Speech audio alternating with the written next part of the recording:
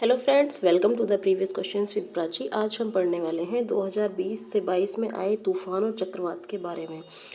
इन topic से maximum एक या दो क्वेश्चन हमेशा हर एग्ज़ाम में बन ही जाता है और नॉर्मली करंट अफेयर्स में ये क्वेश्चंस आते हैं। तो ये 2020 से 22 में जितने भी तूफान या चक्रवात आए हैं हम उनके बारे में पढ़ेंगे कि उनका नाम क्या है, कौन से क्षेत्र को उन्होंने प्रभावित किया है, उनकी उत्पत्ति कहाँ से हुई और उनका नामकरण किसने किया। कभी तो ये पूछ लेते हैं कि यास, जैसे मान लो कि ये तूफान का नाम है यास, कि ये कौन से क्षेत्र में आया था, तो उड़ीसा पश्चिम बंगाल के में आया। कि इसकी उत्पत्ति, जाहिर सी बात है, अगर उड़ीसा पश्चिम बंगाल में आया तो पूर्वी तट की तरफ आया, और पूर्वी तट की तरफ क्या है, हमारे बंगाल की खाड़ी है, तो इसकी उत्पत्ति बंगाल की खाड़ी से हुई है। और इसका नामकरण किसने दिया, ओमान ने, यानी ओमान ने इसको यास नाम दिया। ऐसे करके हम इसमें 5 या 7 चक्रवातों के नाम हैं और जो वेरी इंपॉर्टेंट ही हैं, मतलब तो आपको इन्हें याद रखना है। और जो ज़्यादा इंपॉर्टेंट है, मतलब याद ही याद रखने हैं, जैसे कि जो हमारे आसपास के देशों ने जिनका नामकरण दिया, जैसे म्यांमार ने, बांग्लादेश ने, पाकिस्तान ने, तो ये ज़्यादा इंपॉर्टेंट हो जाते हैं। तो हम शुरू करते हैं। हमारा फर्स्ट है, ये है हमारा चक्रवात यास। इसका नाम है ये यास, ठीक। ये कौन से क्षेत्र को इसने प्रभावित किया, इसने उड़ीसा और पश्चिम बंगाल को प्रभावित किया है। हमारा जो प्रायद्वीपीय भारत है वो नीचे से 3 तरफ से पानी से घिरा हुआ है। पूर्व में बंगाल की खाड़ी, इधर अरब सागर और नीचे हिंद महासागर। तो ये है पश्चिम बंगाल और उड़ीसा वाला क्षेत्र, यानी पूर्वी तट। तो यास नाम का जो चक्रवात है ये यहाँ से बंगाल की खाड़ी से उत्पन्न होता हुआ उड़ीसा और पश्चिम बंगाल को इसने प्रभावित किया है। तो जाहिर सी बात है, हमें अगर ये पता है कि उड़ीसा और पश्चिम बंगाल हमारे पूर्वी तट पे हैं, तो बंगाल की खाड़ी से उत्पत्ति होना स्वाभाविक है इसकी। अब इस बात आती है, इसका नामकरण किसने किया, यानी ये जो यास नाम दिया है चक्रवात को, इसको नाम दिया है ओमान ने, ठीक है। तो अब हमें ये याद रहना चाहिए, उड़ीसा और पश्चिम बंगाल के तट से बंगाल की खाड़ी से उत्पन्न होने वाले जो चक्रवात हैं, पहला तो हमने यास पढ़ा, ठीक है। इसमें 3 हैं, जैसे यास है, बुरेवी है और निवार है, तीनों बंगाल की खाड़ी से उत्पन्न हुए हैं, लेकिन जो प्रभावित क्षेत्र हैं वो अलग अलग हैं। तो फर्स्ट है हमारा यास, इसका नाम दिया है ओमान ने, और इसमें बंगाल की खाड़ी से इसकी उत्पत्ति हुई है। प्रभावित क्षेत्र हैं इससे उड़ीसा और पश्चिम बंगाल। सेकंड है हमारा तोकते। तोकते बहुत इंपॉर्टेंट है, ठीक है। अब ये इसने किसको प्रभावित किया, इसने क्या है, महाराष्ट्र और गुजरात को। अब हमें पता है कि महाराष्ट्र और गुजरात भारत के पश्चिमी तट की तरफ है। यहाँ हमारा गुजरात है, यहाँ हमारा नीचे महाराष्ट्र है। तो जाहिर सी बात है, पश्चिमी तट पे हमारा क्या है, अरब सागर है। तो इसकी उत्पत्ति कहाँ से हुई होगी, अरब सागर से, ठीक। जहाँ हमारा क्षेत्र है ये महाराष्ट्र गुजरात पश्चिम घाट पे, यानी पश्चिमी तट पे है भारत के, तो जाहिर सी बात है पश्चिमी घाट की तरफ क्या है, हमारा अरब सागर है। तो उत्पत्ति अरब सागर से हुई है। हमें जो याद रखना है वो याद रखना कि तोकते ने कौन कौन से क्षेत्र को प्रभावित किया। अगर क्षेत्र याद है तो बंगाल की खाड़ी या अरब सागर तो हम अपने आप ही याद कर लेंगे, ठीक। अब इसको नामकरण तोकते किसने दिया, ये हमारा पड़ोसी देश है म्यांमार, इसने इसको नाम दिया है तोकते। नेक्स्ट है हमारा बुरेवी। बुरेवी ने प्रभावित किया है तमिलनाडु और केरल को। तमिलनाडु और केरल फिर से वही बात, पूर्वी तट पे हैं, पूर्वी तट पे यानी बंगाल की खाड़ी से उत्पन्न हुए हैं, और बंगाल की खाड़ी से उत्पन्न हुए हैं, इसका नाम दिया है मालदीव ने। मालदीव ने बुरेवी नाम दिया है इस चक्रवात को, और ये उत्पन्न कहाँ हुआ था, बंगाल की खाड़ी में। कौन से क्षेत्र को प्रभावित किया इसने, तमिलनाडु और केरल को। तो अभी तक जो हमें इम्पोर्टेंट में पढ़ा वो क्या है, तोकते पढ़ा। तोकते को म्यांमार ने नाम दिया है तोकते। महाराष्ट्र गुजरात को इसने प्रभावित किया, यानी अरब सागर से इसकी उत्पत्ति होती है। एक है हमारा निवार। निवार ने प्रभावित क्षेत्र जो है वो है तमिलनाडु और पुडुचेरी। वही फिर से बंगाल की खाड़ी से उत्पन्न हुआ है, और निवार का नाम दिया है ईरान ने। ये जो निवार है, ये पेपर में पूछा गया था कि निवार चक्रवात का नाम कौन से देश ने रखा है, तो इसका नाम रखा था ईरान ने। तोकते का पूछा था, तोकते का म्यांमार ने, क्योंकि ये हमारा पड़ोसी देश है, तो ये तो संभावित क्वेश्चन बनने की संभावना पूरी पूरी है। नेक्स्ट है हमारा निसर्ग। निसर्ग भी कई बार पेपरों में पूछा गया है कि इसकी उत्पत्ति कहाँ से होती है, कौन सा क्षेत्र इसने प्रभावित किया। निसर्ग की उत्पत्ति होती है अरब सागर से। अरब सागर से होती है तो इसका मतलब पश्चिमी तट के जो राज्य हैं उनको प्रभावित करेगा ये, जैसे गुजरात, महाराष्ट्र, गोवा, कर्नाटक, केरल, ठीक।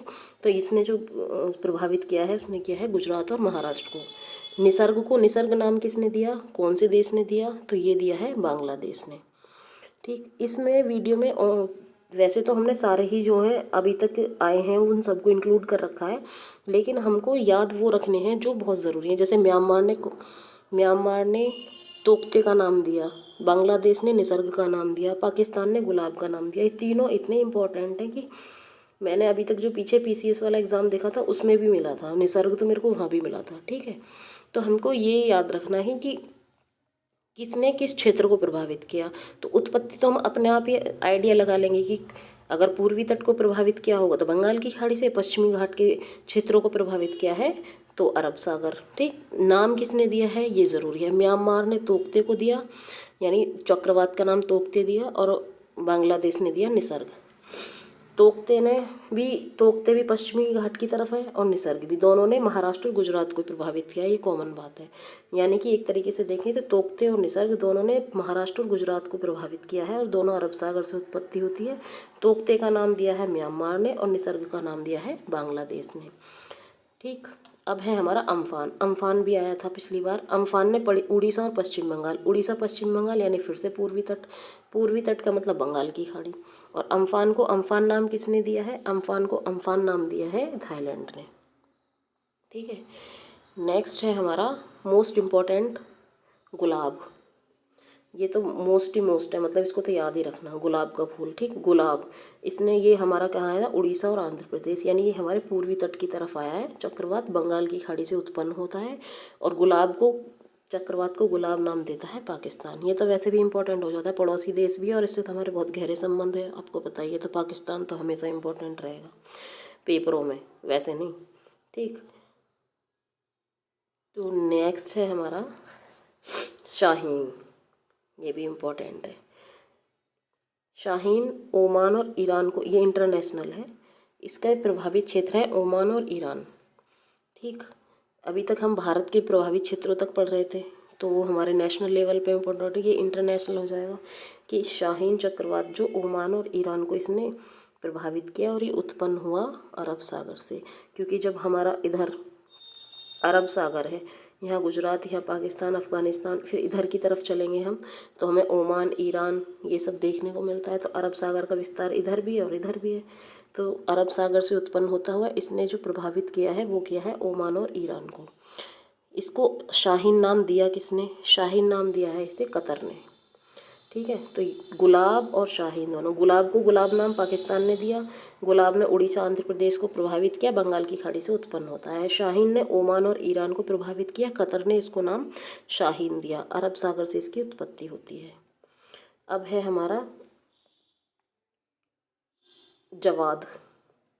जवाद से प्रभावित क्षेत्र है उड़ीसा, अर्थ उदार, सेम वही चीज़, उड़ीसा है तो भैया बंगाल की खाड़ी से उत्पन्न होना बनता है। ठीक, फिर इसको नाम दिया है सऊदी अरब ने। और नेक्स्ट है हमारा आसानी। आसानी भी हमारा पूर्वी तट पे आया था और आंध्र प्रदेश से उड़ीसा को इसने प्रभावित किया और बंगाल की खाड़ी से इसकी उत्पत्ति होती है। श्रीलंका ने इसको नाम आसानी दिया। श्रीलंका, पाकिस्तान, बांग्लादेश, म्यांमार, ये 4 देश हैं जो पड़ोसी देश हैं चारों के। म्यांमार ने तोकते का नाम दिया, बांग्लादेश ने निसर्ग का नाम दिया, पाकिस्तान ने अपना गुलाब नाम दिया और श्रीलंका ने दिया आसानी। ठीक, अब हमें इसके क्षेत्र एक बार देख लेते हैं इम्पोर्टेंट के तौर पे। तोकते ने महाराष्ट्र और गुजरात को प्रभावित किया, निसर्ग ने महाराष्ट्र गुजरात को प्रभावित किया, गुलाब ने उड़ीसा आंध्र प्रदेश को प्रभावित किया और आसानी ने आंध्र प्रदेश व उड़ीसा को प्रभावित किया। लास्ट वीडियो में हमने जो देखा था, हमने पढ़ा था लास्ट वीडियो में ये चर्चित राष्ट्रीय महिलाएं। ठीक है, तो एक बार इनमें जो हमने पढ़ा था उसको रिवाइज कर लेते हैं। जैसे आर्य राजेंद्रन सबसे इम्पोर्टेंट थी, देश की सबसे युवा मेयर बनने वाली महिला। फिर आयशा अजीज़ थी इम्पोर्टेंट, भारत की सबसे युवा महिला पायलट। उसके बाद थी हमारी इम्पोर्टेंट थी सृष्टि गोस्वामी, एक दिन के लिए मुख्यमंत्री बनी है उत्तराखंड राज्य की। फिर शांतिश्री पंडित, JNU की पहली महिला वाइस चांसलर। पूजा देवी, जम्मू कश्मीर की पहली महिला बस चालक। भावना कांत, भारत की पहली महिला लड़ाकू विमान पायलट। इसके बाद शिवांगी सिंह, पहली महिला फाइटर पायलट। शिवांगी जोशी, नौसेना की पहली महिला पायलट। चंद्राणी मुर्मू, सबसे युवा सांसद। उसके बाद हमारी इंदु मल्होत्रा, सुप्रीम कोर्ट में जज बनने वाली पहली महिला वकील। फिर है हमारी देश की पहली ट्रांसजेंडर चुनाव राजदूत गौरी सावंत। ठीक, उसके बाद है हमारी भारत की पहली महिला flight commander Shaliza Dhami. I hope हमने जो पढ़ा है ये आपको समझ में आया होगा। समझना क्या है इसमें, तो एक तरीके से पढ़ना और याद ही करना है। तो आप इनको याद कर लें क्योंकि ये किसी भी एग्ज़ाम में टपक सकते हैं कहीं भी। अगर हमको याद होंगे तो हम इन्हें आसानी से बना लेंगे, अदरवाइज़ हमको छोड़ के आने पड़ेंगे। Thank you for watching this video. अगर आपको लगता है कि इसमें कुछ रह गया है तो आप मुझे कमेंट सेक्शन में बता सकते हैं।